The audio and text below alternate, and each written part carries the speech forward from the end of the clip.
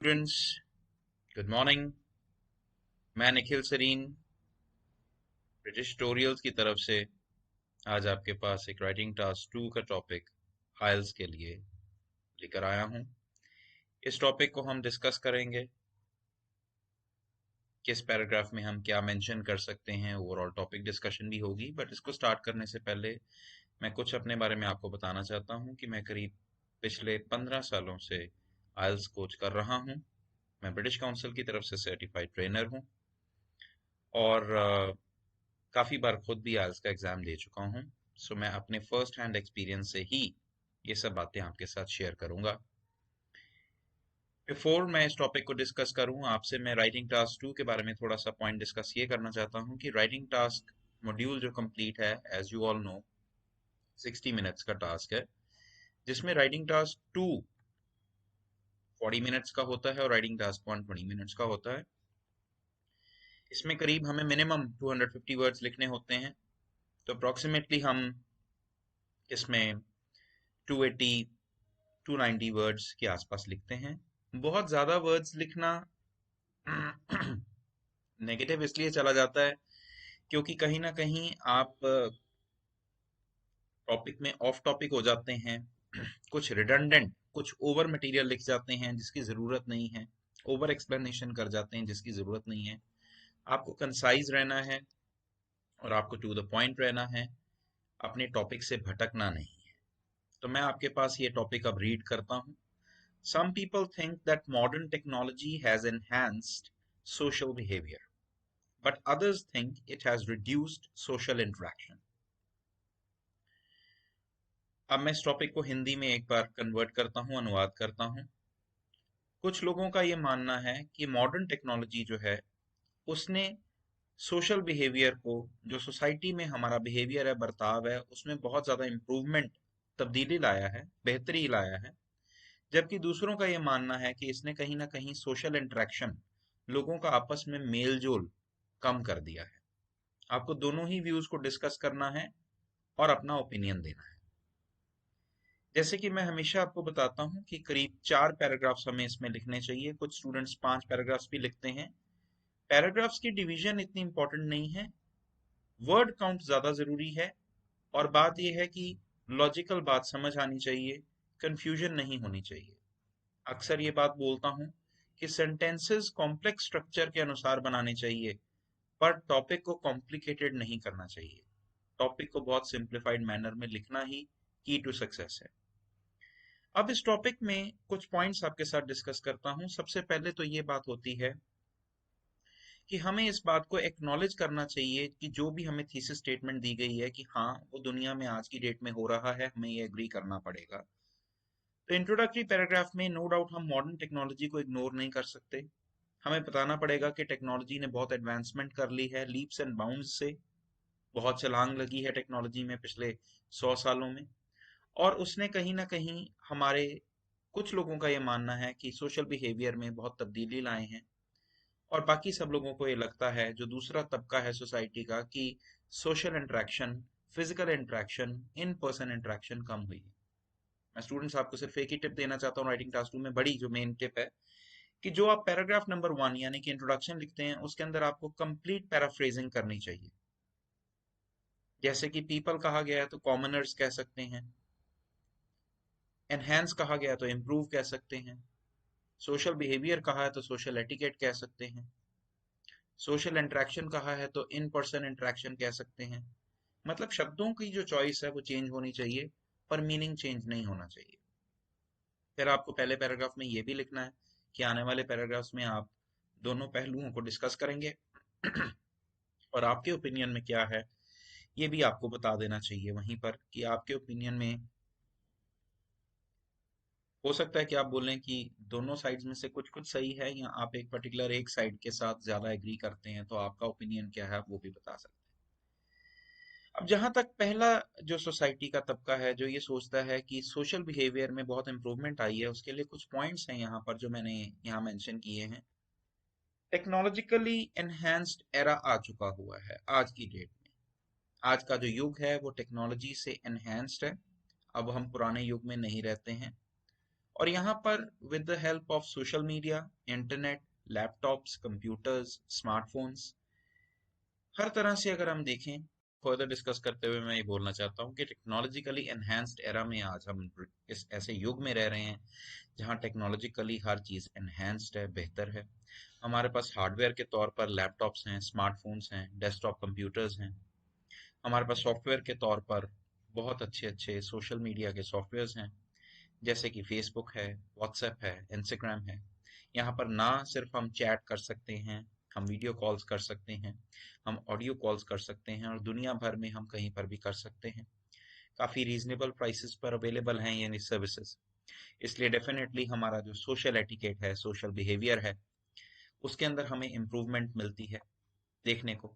लोग आज बहुत ज़्यादा कम्युनिकेट कर रहे हैं, उनकी कम्युनिकेशन स्किल्स बहुत बेहतर हुई हैं।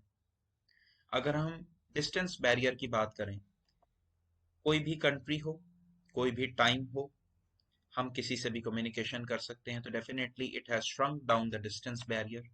आज डिस्टेंस मायने ही नहीं रखता।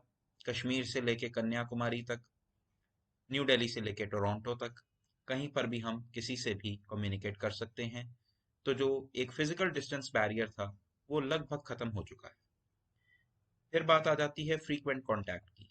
अब ये नहीं है वो जमाने चले गए जब ट्रंक कॉल लगाई जाती थी किसी को। आज तो एक बटन दबाने से ही दुनिया भर में कहीं पे भी आप फ्रैक्शन ऑफ अ सेकंड में किसी से कनेक्ट हो सकते हैं, फ्रीक्वेंटली कनेक्टेड रह सकते हैं। लिमिटेशंस बिल्कुल दूर हो चुकी हुई हैं। तो बहुत ज़्यादा फ्रीक्वेंट कांटेक्ट होने के करके कहीं ना कहीं हम लोगों से अच्छे से जुड़े हैं, अपने किथ एंड किन्स के साथ, कजन्स के साथ, फ्रेंड्स के साथ, वेल विशर्स के साथ हम जुड़े हैं। फिर सेकंड पॉइंट जो आ जाता है इस पैराग्राफ के अंदर, क्योंकि पहले वाला सारा पॉइंट जो है वो कहीं ना कहीं कंप्यूटर्स के hardware, software, social media interaction पर बेस्ड है। जो दूसरी बात है वो advent of fast transport system है। आज वो जमाने नहीं है जब 4-4 महीने शिप में बैठकर लोग 7 समुंदर पार जाते थे, 6-6 महीने बैठकर। आज आप करीब 7 घंटे 8 घंटे की फ्लाइट में न्यू दिल्ली से लंदन जा सकते हैं। करीब 16 घंटे की फ्लाइट में आप न्यू दिल्ली से टोरंटो पहुंच सकते हैं। अंदाजा दे रहा हूँ, आगे पीछे हो सकता है कुछ, बट आपको सिर्फ एक आइडिया देने की कोशिश कर रहा हूँ कि बहुत कम समय में हम फास्ट ट्रांसपोर्ट सिस्टम की मदद से दुनिया के एक छोर से दूसरे छोर में जा सकते हैं। इस टेक्नोलॉजी ने भी कहीं ना कहीं सोशल बिहेवियर को हमारे बहुत इम्प्रूव किया है। आज हम वर्ल्ड में ट्रैवल कर सकते हैं, तो हमारे जो सोशल बिहेवियर्स हैं वो चेंज हुए हैं। पहले हम अपनी कंट्री में ही ज़्यादातर घूमते थे, आज हम फॉरेन ट्रैवल करने के लिए अलग अलग टूरिस्ट डेस्टिनेशंस को ढूंढते हैं, अलग अलग कल्चर्स को जाकर मिलते हैं, अलग अलग बैकग्राउंड्स, मल्टी एथनिसिटी के लोगों को जाकर हम जब उनसे इंटरेक्ट करते हैं, तो वो भी पॉसिबल हो चुका है और उससे हमारे सोशल बिहेवियर में बहुत इंप्रूवमेंट आई है। अब हम बात करेंगे इससे ऑपोजिट तबके की, जो ये कहता है कि कहीं ना कहीं सोशल इंटरेक्शन काफी रिड्यूस हो चुकी हुई है। अब जरा अगर उस पॉइंट को अगर हम डिस्कस करें, तो यहाँ पर ध्यान देने वाली बात है कि ये लोग ये कहते हैं कि डिक्रीज्ड सिविल कम्युनिकेशन हो चुकी है। सिविल कम्युनिकेशन यानी कि सोसाइटी के अंदर फेस टू फेस जो इंटरेक्शन थी उसमें काफी गिरावट नोट हुई है। आजकल बच्चे, खासकर यंगस्टर्स, इतने ज्यादा ऑब्सेस्ड विद टेक्नोलॉजी हैं कि वो सारा दिन अपनी टेक्नोलॉजी और टेक्नोलॉजिकल गैजेट्स जो हैं उनमें इतने ज्यादा खुबे रहते हैं कि उन्हें पता ही नहीं कि आसपास की दुनिया में क्या हो रहा है। कहने मात्र के लिए सोशल मीडिया पर उनके बहुत सारे फ्रेंड्स हैं, थाउजेंड्स ऑफ फॉलोअर्स हैं, बट देखा जाए तो कहीं ना कहीं वो अपने आप में अकेला फील करते हैं, डिप्रेशन के शिकार होते हैं। बच्चे, खासकर youngsters, engrossed with new gadgets हैं। उनके पास नए नए गैजेट्स हैं, नए नए फोन के मॉडल्स आते हैं, नए नए लैपटॉप्स, नए नए टैब्स आते हैं, वो उसमें इतना ज्यादा मेस्मराइज्ड हैं, मंत्रमुग्ध हैं कि उनको पता ही नहीं है कि उनके आसपास क्या हो रहा है। डाइनिंग टेबल पर अक्सर आप देखते हैं कि हर व्यक्ति अपने ही फोन के अंदर लगा हुआ है और खाना खा रहा है। वो जमाने चले गए जब कहते थे the family which eats together stage together.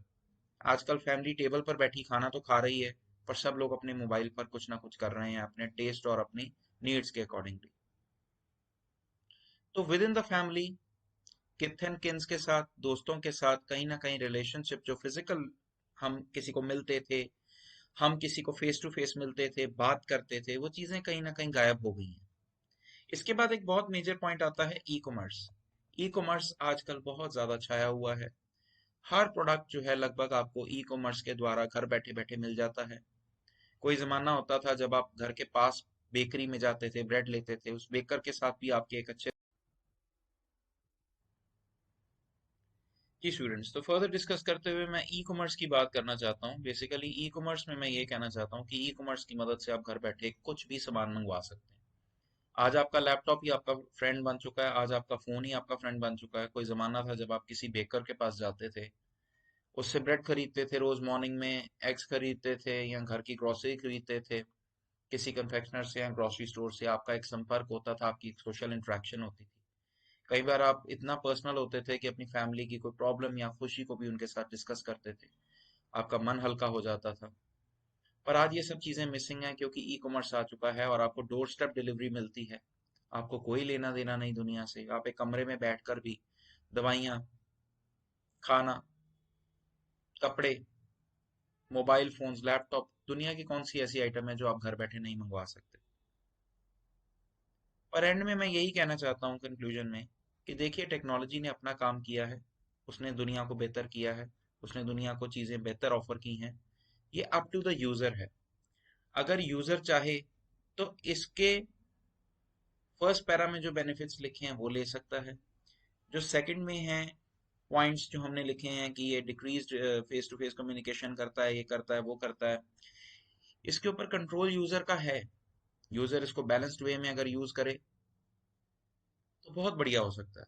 Technology ने it has given commoners a platform. Commoners शब्द जो है सोशल सिविल बीइंग्स के बारे में एक सिनोनिम इस्तेमाल किया गया है कि उसने कॉमनर्स को एक प्लेटफॉर्म दिया है। इस प्लेटफॉर्म की मदद से हम डेफिनेटली इंटरेक्शन कर सकते हैं और अपनी इंटरेक्शन को कम भी कर सकते हैं। सो कंक्लूजन यही आता है कि टेक्नोलॉजी ने अपना काम बेहतर किया है। अब इसके यूजर्स पे डिपेंड करता है कि वो इसका फायदा किस तरह से लेते हैं। तो स्टूडेंट्स, मैंने आपके साथ आज ये टॉपिक जिसमें मॉडर्न टेक्नोलॉजी के बारे में और सोशल बिहेवियर के बारे में, सोशल एटिकेट्स के कोरिलेशन और जो हमारी face to face social interaction में कमी पाई जाती है उसके बारे में डिस्कस किया। ये 40 मिनट्स में आपको अटेम्प्ट करना है। 250 वर्ड्स मिनिमम इसमें आपने लिखने हैं। जितना टॉपिक मैंने डिस्कस किया करीब ये 280 टू 290 वर्ड्स आप इजीली लिख पाएंगे। आप एक बात को ध्यान रखिए कि जो वेटेज होती है राइटिंग टास्क 2 की वो डबल होती है टास्क 1 के मुकाबले। सो इसे जरा आप ध्यान दीजिएगा।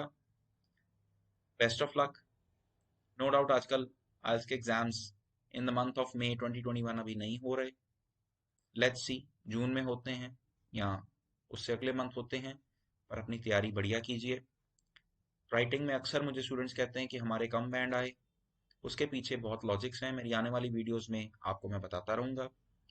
अगर आप मेरे चैनल को सब्सक्राइब कर लेते हैं तो इस तरह से बहुत ज़्यादा टास्क्स और बहुत स्टडी मटेरियल डिस्कस होगा। आपको बेनिफिट होगा, बहुत सारे टिप्स मिलेंगे। इसलिए आप मेरे चैनल को आइल्स लेसन्स बाय निखिल सरीन को सब्सक्राइब कर लीजिए, बेल आइकन को प्रेस कर लीजिए ताकि जब भी नया वीडियो आए आपको उसी समय इंटीमेट हो जाए और आप उसका फ़ायदा ले पाएँ, लाभ ले पाएँ। सब स्टूडेंट्स को मेरी तरफ से बेस्ट ऑफ लक। बढ़िया बैंड लाइए और अपनी चोजन सिलेक्टेड डेस्टिनेशन पर फ्लाई कीजिए। वेल विशेस के साथ निखिल सरीन, आइल्स लेसन्स बाय निखिल सरीन की तरफ से आपको प्यार भरी सत श्री अकाल, नमस्कार, आदाब, थैंक यू, बाय।